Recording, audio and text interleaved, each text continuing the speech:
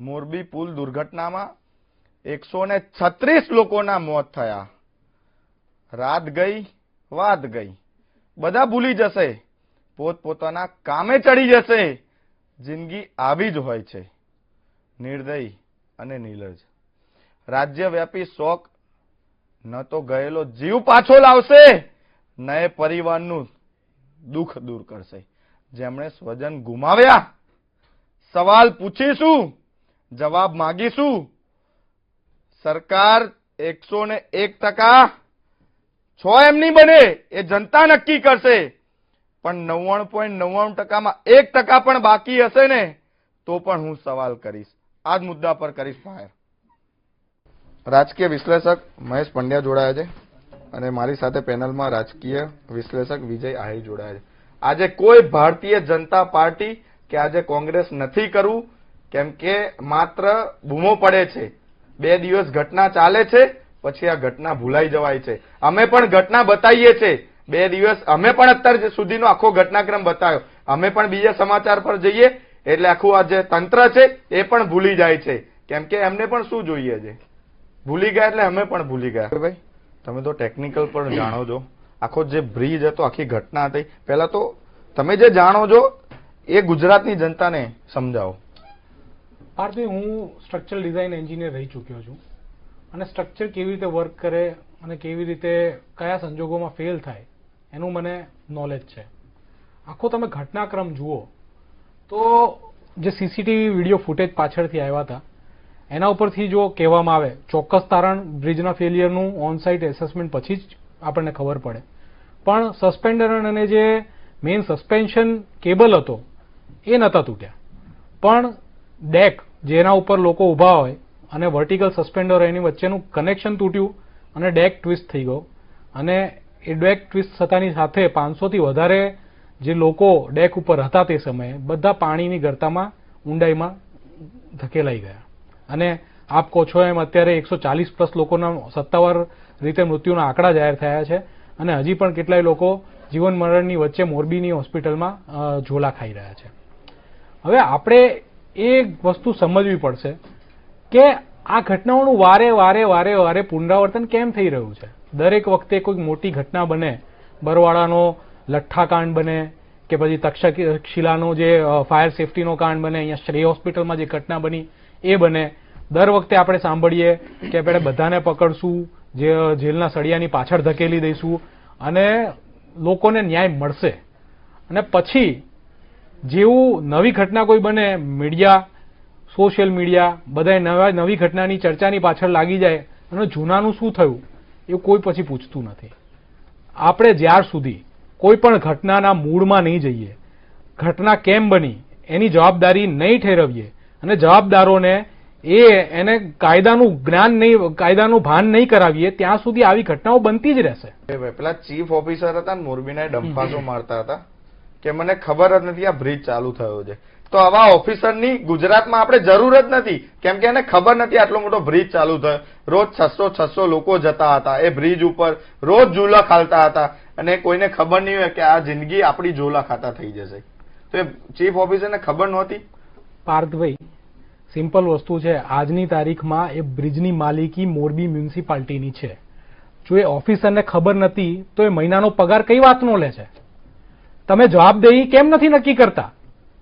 તમે એ બ્રિજનું મેન્ટેનન્સ અને ઓપરેશન એક કંપનીને આપ્યું હતું, તમે કે વેચાણ પેટે કોઈને નહોતો આપી દીધો કે તમે હાથ ઊંચા કરીને કહી શકો મને ખબર નથી. જો તંત્ર આવી રીતે હાથ ઊંચા કરી દેશે તો પબ્લિકની સેફટી કોના હાથમાં છે? અને અત્યારે જ્યારે આ ઘટના ઘટી ગઈ છે ત્યારે પ્રત્યારોપણ, આરોપ, દોષારોપણ બધું થઈ રહ્યું છે. કોઈ જવાબદારી લેવા માંગતું નથી. મારે આ ઘટનાની એસોસિએટેડ દરેક વ્યક્તિ, પછી ભલે ને એ મ્યુનિસિપાલિટીની ઓફિસર હોય કે જેમણે MOU કરીને એવી કંપનીને કોન્ટ્રાક્ટ આપી દીધો ઓપરેશન એન્ડ મેન્ટેનન્સનો જેને સ્ટ્રક્ચરલ ઇન્ટિગ્રિટી વિશે કોઈ નોલેજ નહોતું. એમના જે કંપનીના MD હતા એ ઉદઘાટનના ટાઈમે આવીને કહે છે કે અમે આગળ ઓપરેશન અને મેન્ટેનન્સ સબલેટમાં બીજા કોઈકને આપી દીધું છે.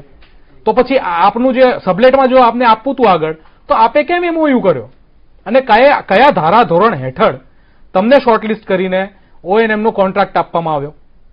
બીજી વસ્તુ, ઘણા લોકો કહે છે કે ભાઈ આ બ્રિજ ઉપર જે લોકો ગયા હતા એમણે લાતો મારી અને બ્રિજ હલાયો એટલે આ બ્રિજ પડી ગયો. એ તો લોજિકલ ના, મને નથી લાગતું. ના, પણ મેં સમજ્યો છે, હા. કેમ કે એ બ્રિજનું નામ શું હતું? ઝૂલતો બ્રિજ હતું. આપણી ગુજરાતી માણસ, ગુજરાતી ત્યાં જાય ને એટલે બ્રિજના એક છેડે ઉભો હોય ને એટલે ત્યાં હલીને ચેક કરે ખૂણામાં એ બ્રિજ હલ્યો કે નહીં. આ કોમન માનસિકતા હોય છે જે આ બ્રિજ ઉપર જતા એ મુદ્દા ઉપર પણ આવું. જો હવે એ કારણ પણ તમે ધારો કે ગણો તો આના વિડીયો સોશિયલ મીડિયા ઉપર કેટલાય ટાઈમથી પ્રચલિત હતા, તો પોલીસને અને તંત્રને એ વાતનું જ્ઞાન નહોતું કે આવું વર્તન છે, જોખમી છે અને આ વર્તન આપણે રોકવું જોઈએ, આવા મિસક્રિયન્ટ લોકોને આપણે પાઠ ભણાવવો જોઈએ. કેમ આ ઘટનાને તમે ચાલવા જ દીધી? 1879 નો બનેલો આ બ્રિજ સસ્પેન્શન બ્રિજ હતો અને મેઇન વોકવે તરીકે યુઝ થતો હતો. હવે તમે એને કમર્શિયલી ઓપરેટ કરવાનું કોઈને લાયસન્સ આપી દીધું અને ધારાધોરણમાં તમે એને એ બી પરવાનગી આપી કે તું પર યુઝર 12 થી 17 રૂપિયાની ઉઘરાણી કરે. બરાબર? એટલે હવે કોઈ પણ પ્રાઇવેટ પ્લેયર હોય અને જો ધંધાદારી માઇન્ડસેટ ધરાવતો હોય, એ સરકાર તો નથી, એટલે એનો મોટિવ શું હોય કે ભાઈ આમાંથી હું વધારે ને વધારે રેવન્યુનું ઉપાર્જન કરું. એ શું કરશે? ભલે ને જેટલા લોકો આવે એટલા આવે, મને તો કમાણી થાય છે ને આમાંથી. અને at the end of the day જે બ્રિજ 100 જણાની કેપેસિટી માટે ડિઝાઇન કરેલો હતો આજથી 100 વર્ષ પહેલા, એને તમે વિધાઉટ રિપેર સ્ટ્રેન્થનિંગ, કોઈ એડિશનલ સ્ટ્રક્ચર મોડિફિકેશન વગર ખુલ્લો મૂકીને એ બ્રિજ ઉપર 500 ની ટિકિટ વેચી દો છો. હવે ઓપરેશન્સ અને મેન્ટેનન્સ કંપનીને હસ્તગત હતું, એટલે કંપની ડિસાઇડ કરે કે કેટલા માણસો એ બ્રિજ ઉપર જઈ શકે, કેટલા બહાર નીકળે.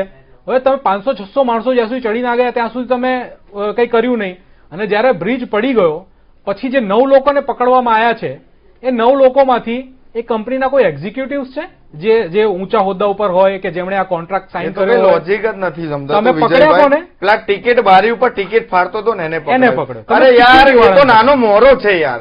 પણ જવાબદારી વિજયભાઈ એની પણ બનતી હતી. જો ખોટું થતું હતું તો એક માણસાઈની રીતે એને પણ ઉપર જાણ કરવાની જરૂર ના, ચોક્કસથી. હું એવું નથી કહેતો કે જવાબદારીમાંથી એ છટકી જવાનો છે, પણ મોટી જવાબદારી કોની હતી? એ બચારો નોકરી માણસ છે, એની જવાબદારી એ કંપનીને છે. એને એના સાહેબ કે ભાઈ તું જેટલા બને એટલા તું આવવા દે, તો એ થોડી એના સાહેબને, એ નોકરિયાત માણસ છે અને એ પણ એવો કઈ જ્ઞાની માણસ નથી સ્ટ્રક્ચરનો કે એને નોલેજ હોય. હવે તમે વિજયભાઈ એને જો ખબર હોત ને કે 100 માણસથી વધારે ના જવા તો એ રોકત પણ ખરો. Exactly. એને તો ખબર જ નથી એને ખબર જ કે 500 માણસ જવા દેવા કે 1000 માણસ જવા દેવા, એટલે એ તો છૂટ આપવાનો જ હતો. કારણ કે એને માત્ર કમાણીનો ધંધો કરી નાખ્યો. મ્યુનિસિપાલિટી ઓફિસર કે જેમણે એવું નિવેદન આપ્યું કે અમે એમને સ્ટ્રક્ચરલ સેફટીનું સર્ટિફિકેટ નથી આપ્યું છતાં એમણે બ્રિજ ઓપન કરી દીધો. હવે આ નિવેદન કેટલું સંવેદનાહીન અને કેટલી હદે બેજવાબદારપણું છે પાર્થભાઈ. તમે તમારું એક જવાબદારી એ છે કે તમે જે કંપનીને એજન્સીને કોન્ટ્રાક્ટ આપ્યો એ કોન્ટ્રાક્ટની શરતોનું પાલન થાય એ મુજબ એ કોન્ટ્રાક્ટનું વહન થાય. જ્યારથી ઘટના બની ને ત્યારથી મારો સવાલ એ છે, પેલા ઓરેવા કંપનીના એમડી મિસ્ટર જયસુખ પટેલ એ મસ્ત તૈયાર થઈને રિબિન કાપવા પહોંચી ગયા હતા, તો અત્યારે ક્યાં જઈને કોઈને ખબર નથી, કેમ કે અત્યારે એમની જવાબદારી નથી બનતી. એ સાચા હોય તો ત્યાં પહોંચવું ના જોઈએ. એક્ઝેક્ટલી. જો તમારા મનમાં તમે જે કર્યું છે, જે સ્ટ્રક્ચરની ઇન્ટિગ્રિટી તમે તપાસ કરી છે, તમે બ્રિજ ખુલ્લો મૂક્યો છે અને બધી વસ્તુઓ તમે પાલન કરી છે, તો તમે આવો સિસ્ટમની સામે બેસો અને તમારી ચોખવટ કરો. તમારે અત્યારે દૂર ભાગવાની જગ્યાએ ગ્રાઉન્ડ ઉપર જઈને જે બધી વસ્તુઓને ક્લેરિફાઈ કરવી જોઈએ. શા માટે તમે આ ઘટનાથી દૂર ભાગી રહ્યા છો? આ તમારું દૂર ભાગવું ઘણા પ્રશ્નોનો ઉદ્ભવ આપે છે. વિજયભાઈ, જે આખી ઘટના બની ને ઘટનાથી લઈ અત્યાર સુધી 135 જણના જે મોત થયા છે એની અંદર નાના બાળકો પણ હતા. સૌથી વધારે આની અંદર બાળકો જ હતા, જેને તો હજુ એનું ભવિષ્ય પણ નથી જોયું, જેને પોતાની જિંદગી પણ નથી જોઈ કે કાલે શું થવાનું છે, અને જિંદગી એ સમજો પણ નથી. એ આજે આપણી વચ્ચે નથી. ખરેખર દુઃખ એટલા વાતનું થાય. રવિવારે જયારે તમે ટીવી સ્વિચ ઓન કર્યું છે અને આ બધા સમાચારો જોયા હશે, એ બિહામણા દ્રશ્યો હજી પણ આપણી નજર સમક્ષ તરવરે છે કે નાના ભૂલકાઓ, પેલો તૂટી ગયેલો લટકતો બ્રિજ છે એમાંથી હવાત્યા મારીને પેલી સેફટી નેટ પકડીને બચારા બહાર નીકળવાનો પ્રયત્ન કરી રહ્યા છે. બોટોમાં મૃતદેહો અને ઇન્જર્ડ લોકો એક સાથે જઈ રહ્યા છે. એનડીઆરએફના લોકો જે બચારા નદીની અંદર પડેલા છે, હવાત્યા મારતા લોકોને બચાવવાનો પ્રયત્ન કરી રહ્યા છે.